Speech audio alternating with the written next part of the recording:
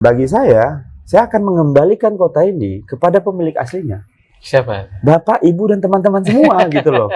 Jadi ya kita kembalikan aja kota ini kepada pemilik aslinya, yaitu masyarakat Kota Tangerang gitu. Kira-kira gitu. Kenapa harus Valdo Maldini? Kenapa tidak?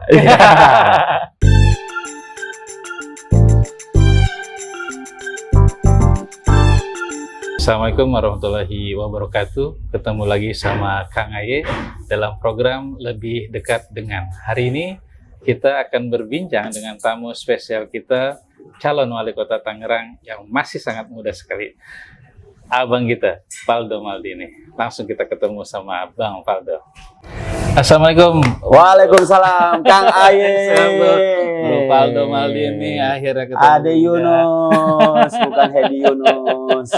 Sehat, Kang? Alhamdulillah. Oke. Lagi ini dulu break dulu dari Kahitna. Kemarin lihat postingan TikTok yang lagi viral. Iya. Hedi Yunus disukan meninggal. Dia datengin itu yang nangis-nangis ibu lucu banget. Hebat sih. Gimana Om Bro nih?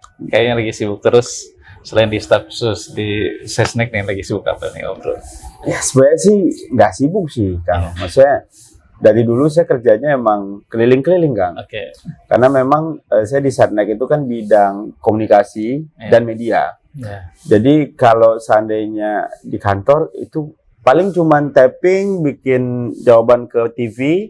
Nah setelah itu keliling ke komunitas, ke kantor media. Nah di situ saya berusaha mendengar dia punya keresahan lah.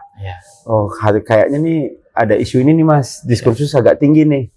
Nah tolong dipantau Mas, nanti jangan sampai presiden salah gitu loh. Dan sekarang juga sambil melakukan itu Kang Aye juga nggak sibuk-sibuk amat sih. Ketemu sama orang-orang, ketemu ibu-ibu, bapak-bapak, nongkrong, ngopi, dengerin mereka punya keresahan. Karena ya kebetulan monumennya lagi mau pilkada toh. Jadi bagi saya itu nggak sibuk Mas, Kang. Saya kira itu kerjaan saya dari dulu sih. Saya sejak dulu dari mahasiswa juga gitu Kang. Oh biasa. Iya, karena kan memang dulu di BEM UI itu kerjaan kita tuh nerima pedagang bawang misalnya. Pak ini harga nggak bagus nih. Kayak bisa kali kita waktu itu untuk beresin harga bawang gitu loh Kang. Tapi karena dari dulu terbiasa mendengarkan mereka punya keresahan, terus habis itu kita pikirin ini gimana nih cara nyelesainnya nih. Ya kalau dulu mahasiswa kan cara nyelesainnya demo kan. Kalau sekarang bisa lah Pak Dirjen, Pak Menteri mohon izin gitu, atau mohon atensi gitu, mohon ini Mas Deputi gitu-gitu loh Kang. Jadi saya belajar banyak hal lah pada akhirnya ketika dulu dengan berangkat dari background aktivis ya, kalau kata orang-orang, mungkin saya pada akhirnya ijtihadnya itu masuk Kang. Ijtihad saya masuk gitu. Memang bidangnya ya. Mungkin karena ada passion Kang. Ada passion gitu. Dan saya bilang nggak semuanya mesti masuk Kang Aye. Bisa kayak Kang Aye tetap berada di luar pemerintahan, bangun komunitas, bikin pergerakan, itu penting juga. Karena kalau masuk semuanya nggak ada yang di luar. Nggak ada yang kontrol. Nggak ada yang kontrol gitu. Jadi aku kira sih ya kayak media, aktivisme, terus juga komunitas. Memang harus kolaborasi sih Kang untuk ya melihat pemerintahan ke depan lah kira-kira gitu Kang. Jadi kesibukan saya kalau kayak tanya nggak ada emang gini-gini aja.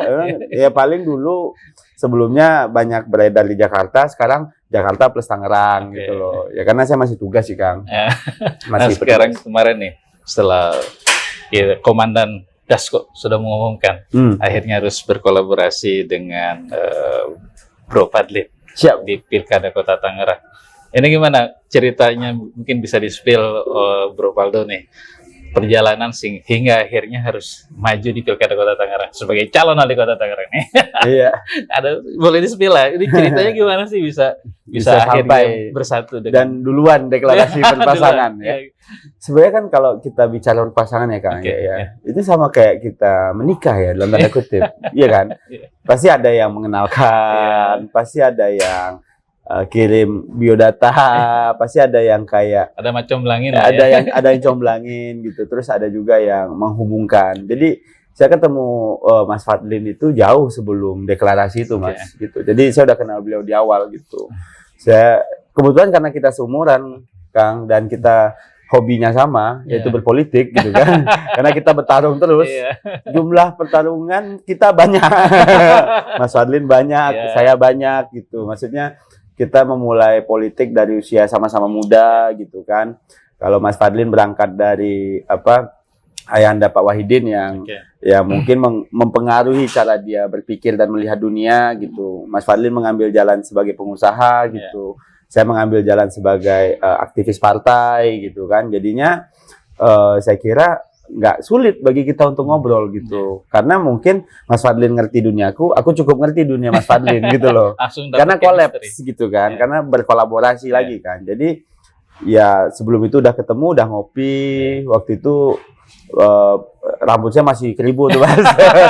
Saya pas lihat fotonya Pak Wahidin bilang tolong dicukur, jangan sampai orang ngiranya Valdo ini Marcel karena mirip-mirip keribunya loh. Nah jadi waktu itu akhirnya ketemu lagi, silaturahmi lagi ke rumah, ketemu Bapak gitu kan. Ketemu Bapak, ya saya melihat Pak Wahidin sebagai orang tua lah, orang tua kami lah. Maksudku orang tua yang membimbing, orang tua yang punya banyak pengalaman, perpustakaan hidup lah kalau bagi saya. Jadi sudah di situ urus partai politik dan sebagainya, ya alhamdulillah kita udah sampai sejauh ini gitu. Maksud aku dalam konteks Pilkada Kota Tangerang kita termasuk cukup berani deklarasi bareng gitu loh Kang, gitu loh. Karena kan yang lain masih aku lihat sendiri-sendiri, masih mencari jodoh lah kalau kasarnya. Kita udah naik pelaminan, at least kita udah tunangan. Nanti di KPU pelaminan, mudah-mudahan nanti dilantik udah menjalani kehidupan rumah tangga gitu. Jadi terkonfirmasi ini bahwa yang boleh nyukur ternyata dan yang nyuruh nyukur Pak WH nih. Pak WH nitip ke Pak Andra Soni juga, nitip juga ke Pak Tunidi gitu. Semuanya pokoknya pesannya satu aja. Tuh si Valdo tolong dicukur rambutnya. Biar nggak kayak Marcel. Ada kali 28 kali dia ngomong itu. Iya, dan sama-sama di UI ya Pak WH juga. Iya, beliau juga Iluni kan. Dan beliau memang orang yang ya inilah keluarga terhormat lah gitu kan. Jadi saya belajar banyak lah dari Pak Wahidin. Luar biasa. Pernah jadi wali kota. Pernah jadi wali kota, pernah jadi gubernur. Sebelum itu sempat jadi kepala desa, sekda, asisten. Hebat sih, hebat banget. Dan sekarang anggota DPR RI. Nah, sekarang akhirnya harus di Kota Tangerang, Bro Valdo.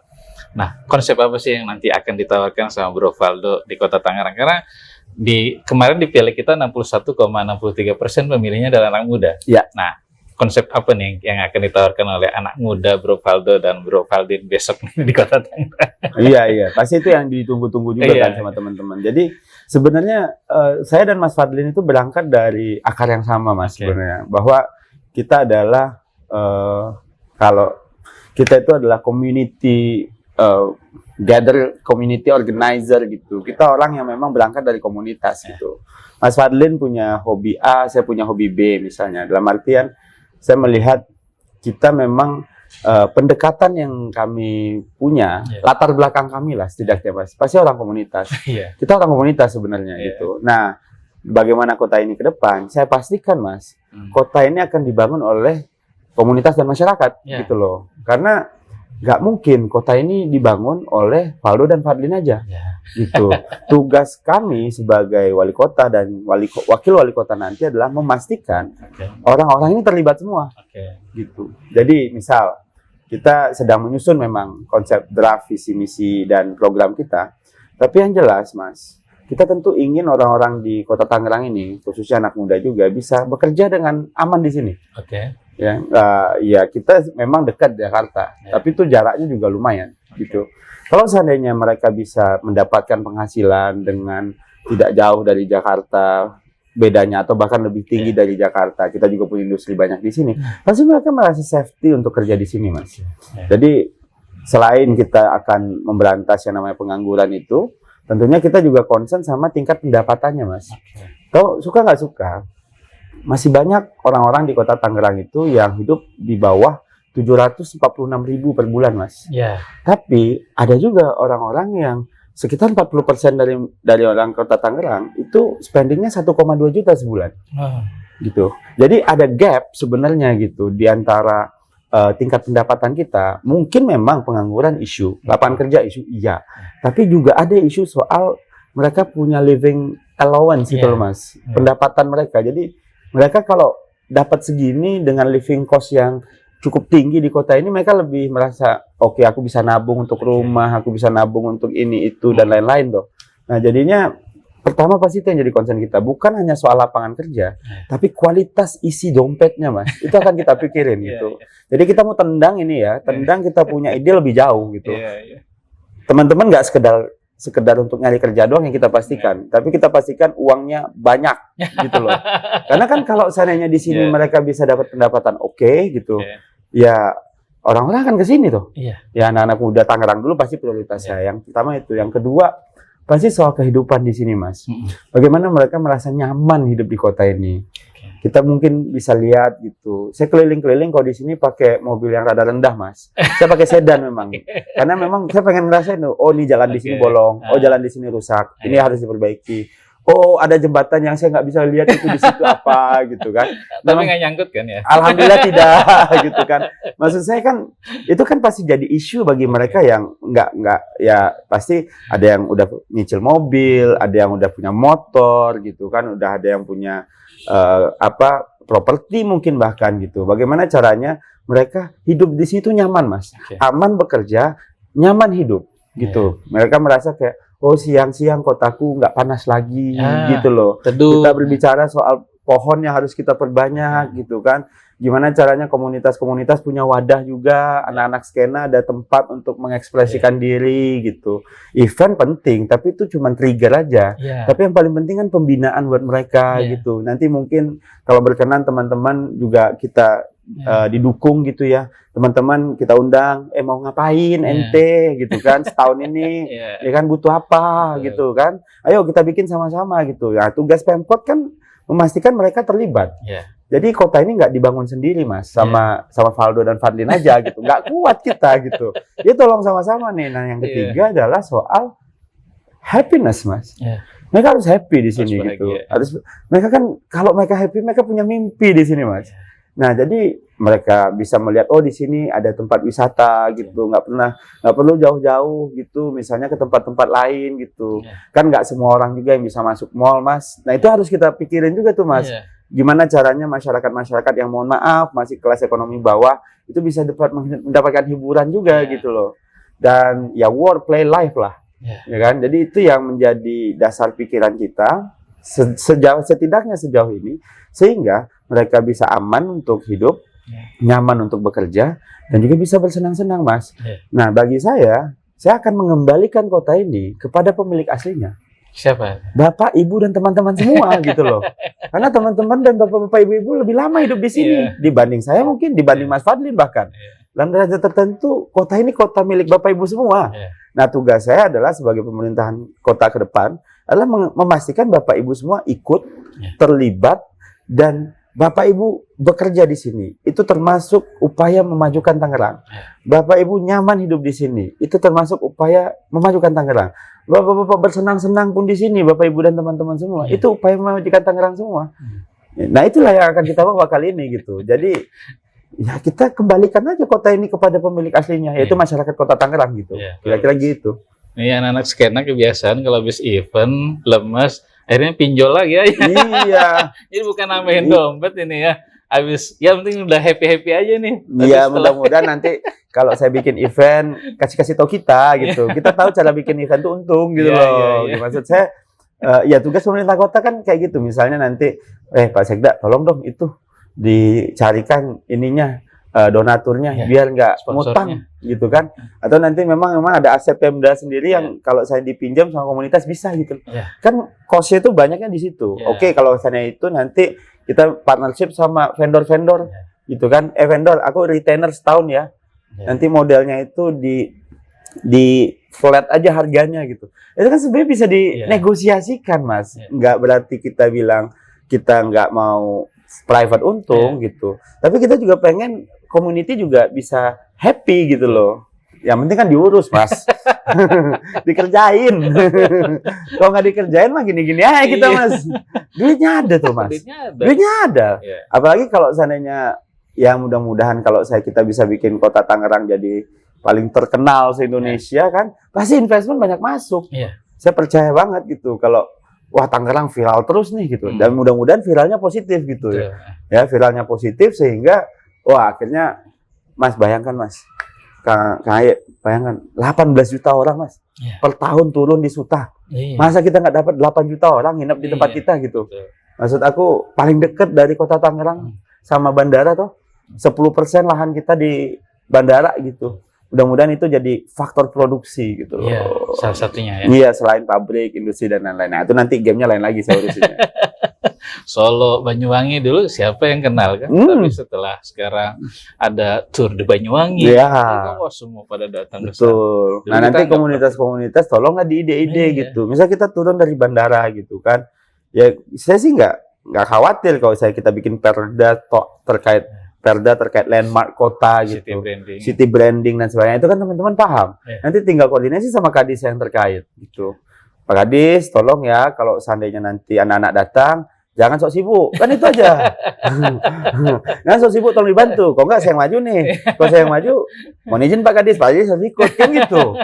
Mau nggak mau kan Mas gitu. Ini izin konfirmasi, sekarang sudah 34 tahun ya? Baru 34 tahun. Baru 34 tahun. Jadi ini calon wali kota yang sangat muda yang di Kota Tangerang di Pilkada besok itu. Dan Mas Fadlin juga 34 tahun. Dan Mas Fadlin juga 30, sama-sama 30. Satu Gemini, satu Cancer. Kalau kata teman-teman Gen Z kan, zodiaknya apa bro? Aku Cancer. Cancer Juli saya. Cancer Juli guys. Saya itu Cancer Juli. Karena ada perbedaan Cancer Juli dan Cancer Juni kalau di TikTok kan. Cancer dan Gemini ini luar biasa. Nah, terus terkait dengan khusus buat anak muda nanti apa yang akan ditawarkan kepada anak muda nih, Bro? Khusus anak muda. Yang jelas adalah bagaimana mereka bisa hidup dengan apa yang mereka cita-citakan, Kang. Kalau mereka suka nyanyi, kita bikinin ininya, pathway-nya, kita bikinin blueprint-nya gitu. Mereka suka dagang, bisnis, kita bikinin gitu. Mereka suka sekolah, ya kita harus bikin ini kampus terbaik ada di kota ini gitu. Mereka suka apalagi mereka suka olahraga gitu. Sport center terbaik harus ada di kota ini gitu loh. Nah, ini memang kalau anak muda Kang, kalau kita arahin ke satu nggak mau. Mereka lebih jago dari kita. Saya itu termasuk orang yang nggak pernah mau melawan yang lebih muda dari saya Kang. Bener deh, karena kalau melawan yang lebih muda tuh kualat biasanya. Maksud saya mereka lebih kuat, mereka lebih baru, mereka lebih terpapar internet, mereka lebih pintar bahkan dalam derajat tertentu gitu. Jadi tugas pemerintahan kota ke depan, kumpulin aja based on hobi dan passion gitu. Maunya apa, guys? Bang, kita suka nyanyi, Bang. Ya udah. Doain saya bisa bikin konser hall di kota ini gitu. Indonesia aja nggak punya konser hall, Pak. Iya, betul. Iya. Kapan kalau kita punya cita-cita, Pak, Coldplay mendarat di Suta, Pak. Nyanyinya di tempat kita, Pak. Yang suka beribadah, kita bikin pusat studi Islam terbaik gitu.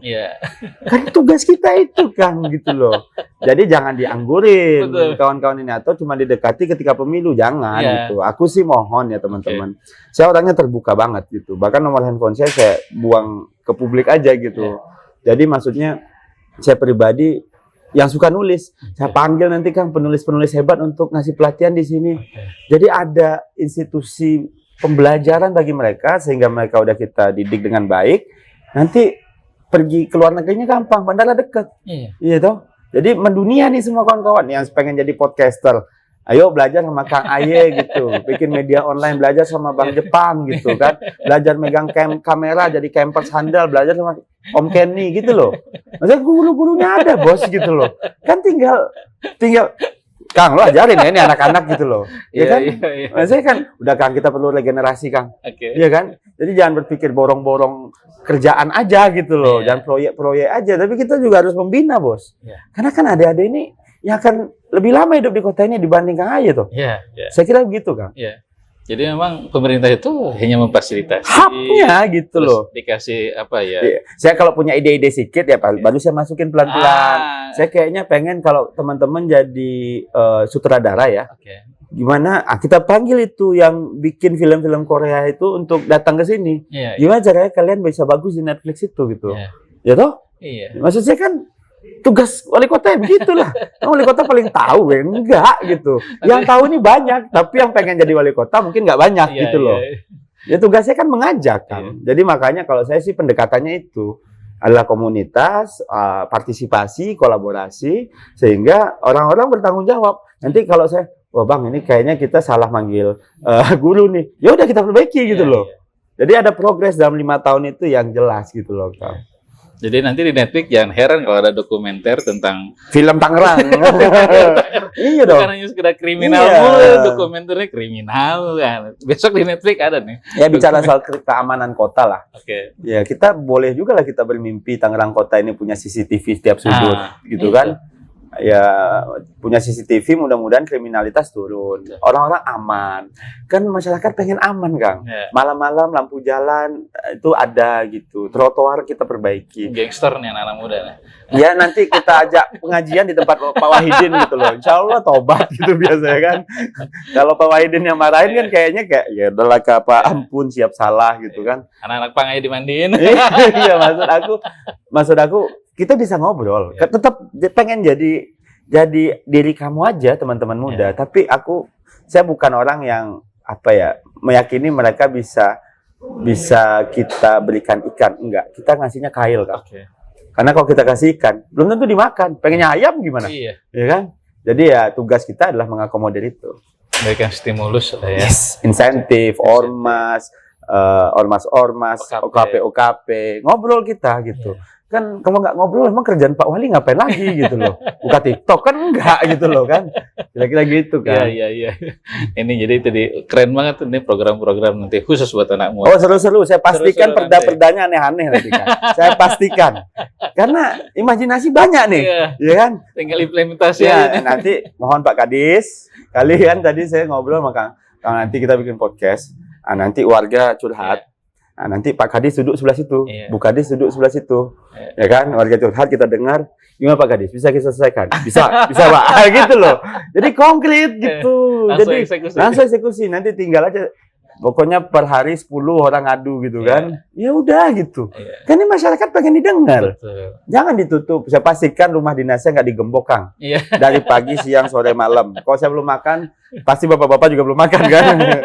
Rumah dinas, kantor wali nggak boleh digembok. Dan harus dibuka terus. Even cafe morning sama teman-teman media. Itu lebih dari itu kan. Saya minta kerja nanti teman-teman media. Tolong kita pengen reach Kota Tangerang per bulan 100 juta orang. Nah, gimana caranya? Kita pikirin sama-sama gitu. Ini gue punya budget segini. Tolong kita bikin orang se-Indonesia 100 juta tiap bulan tahu Kota Tangerang. Banyak orang tahu Kota Tangerang. Datang orang ke sini kan.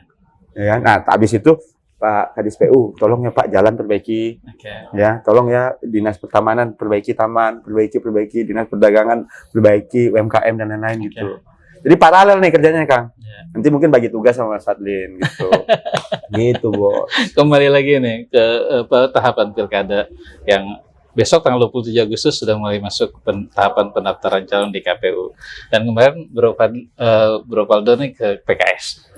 Gimana nih setelah Gerindra, PSI, Nasdem, apakah PKS juga akan ditarik? Ya, yang jelas kalau itu isu politik Kang, ini memang lagi dinamis lah. Saya juga menyadari bahwa dinamis sekali isunya dan ini juga ada keterkaitan sama calon gubernur kita Bapak Andra Sone dan Bapak Dimyati wakil gubernurku menyala abangku gitu kan. Jadi maksudnya itu juga dinamis. Tapi yang jelas kami kira ujungnya nanti akan inline kan. Antara pilgub dan pilkada. Linear. Biar gampang juga kerjanya. Jadi presidennya kita, gubernurnya kita, wali kotanya kita. Pasti cepat maju Kota Tangerang. Karena udah tinggal ngikut aja. Iya, kita kan presiden Pak Prabowo. Gubernur Pak Andra, wali kota Valdo. Udah itu gampang tuh. Maju itu sudah Kota Tangerang gitu loh. Karena udah satu garis kan? Iya, satu garis. Iya. Bapak Prabowo, mohon izin, main-mainlah Pak, Bapak mendarat di sini kan, gitu loh. Dan kemarin langsung di endorse sama ketua umumnya di depan Pak Erlangga. Ini jagoan kita nih, buat di Kota Tangerang ada namanya Paldo Maldini. Waduh itu. Langsung di endorse ketua umum. Hidup Mas Kaisang idolaku. Itu ibarat main bola laga tandang gitu kan. Langsung di hadapan. Iya, laga tandang saya Kang, laga tandang. Golnya penalti menit ke-93. Ada injury time. Di injury time. Itu di ujung-ujung di akhir press conference emang. Jadi itu gol bunuh diri. Jadi handsball kena penalti kita ngegolin gitu loh. Kayak golnya Oyarzabal tadi malam lah. Menit-menit terakhir. Habis begadang juga rumahnya semalam. Nggak mungkin kita nggak update. Ini Kolombia sama Argentina berapa Kang? Lagi main. Siap, Om Ropaldo nih. Alhamdulillah kita udah banyak ngobrol, diskusi, dan yang terakhir, ya, kenapa harus Valdo Maldini? Kenapa tidak? Ya, saya berangkat dari keresahan lah ya, bahwa saya percaya cara paling cepat untuk mengubah sesuatu itu lewat politik. Okay. Makanya saya stay di politik. Selama ini saya kerja saja dalam di politik. Saya fokus belajar di kampus, fokus belajar di PAN juga sebelumnya dengan Pak Zul. Saya belajar dengan Pak Pratik gitu. Saya belajar dengan banyak orang lah Kang. Jadi saya kira mungkin ini adalah sebuah saya bilang ujian ya, ujian dari Allah gitu untuk menguji gitu. Ini seberapa kuat kita dan seberapa cepat kita dalam proses pembelajaran itu. Kenapa Valdo gitu? Kami menawarkan sebuah kebaruan. Kami menawarkan konsep yang sebenarnya banyak dipahami orang, tapi orang malas ngelakuin gitu.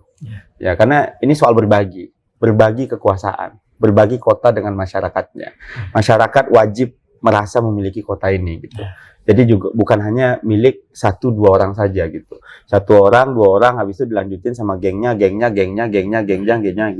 loh. Enggak gitu loh. Jadi dari anak, cucu, enggak. Ini harus kita kembalikan ke pemilik aslinya, itu masyarakat Kota Tangerang. Orang-orang yang menyapu jalan, mungkin aktivis Kali Cisadane, teman-teman pegiat bola yang mencintai Persikota, orang-orang yang di Cina Benteng sana gitu, orang-orang yang di dekat bandara gitu. Mereka semua adalah masyarakat Kota Tangerang, dan mereka adalah, kami akan mengubah persepsinya atau mengubah cara pikirnya bahwa masyarakat itu bukan lagi stakeholder kan, tapi shareholder. Iya, jadi ini adalah pemilik kota ini. Jadi bukan orang yang diurus Pemda aja, bukan orang yang diurus Pemkot aja, tapi orang-orang yang juga terlibat membangun kota ini. Jadi saya pastikan rumah dinas saya tidak akan dikunci, handphone saya pasti bisa dihubungi. Ya mohon maaf aja kalau telat. 3.000 WA per hari ini Kang. Ya jadi kerja saya tuh, ya Ibu, mohon maaf, siap. Nah, biasanya aktivitas makin tinggi menjelang akhir bulan Kang. Karena itu tanggal-tanggal tagihan. Tapi itu, maksudnya saya hadir di sini untuk mungkin ya banyak orang yang bilang kayak Mas Valdo kesini gimana sih gitu. Enggak. Saya mungkin memang bukan orang yang lama di sini gitu. Ya. Oh, Valdo bukan anak Tangerang. Iya, Valdo bukan anak Tangerang. Tapi Valdo adalah anak semua orang Tangerang. Gitu. Valdo adalah teman semua orang Tangerang. Valdo adalah bro semua orang Tangerang. Valdo adalah adik dari semua orang Tangerang. Atau bahkan cucu dari kakek-kakek yang hidup di Tangerang. Jadi saya ikhtiar dan ingin berjuang. Mudah-mudahan Allah meridhoi, alam semesta mendukung, dan kita sama-sama nanti guys, bareng-bareng membangun kota ini bersama-sama. Keren banget. Makasih banyak ini Om Ropaldo. Thank you Kang Aye. Tapi ada cerita juga nih, Valdo ini singkatan daripada final Piala Dunia di Roma, malam dini hari. Malam dini hari. Piala Dunia di Roma, malam dini hari. Iya, jadi bapak saya tuh lagi nonton bola, tiba-tiba ibu saya pecah ketuban. Jadi itu yang ada di pikirannya. Aku pengen nonton bola, kamu lahir nak gitu. Final Piala Dunia di Roma, malam dini hari. Valdo Maldini. Terima kasih atas perbincangan pada hari ini, dan kita ketemu lagi dalam program Lebih Dekat dengan di Tangerang Post TV bersama Kang Aye. Assalamualaikum warahmatullahi wabarakatuh. Waalaikumsalam warahmatullahi wabarakatuh. Atur nuhun Kang. Yeah.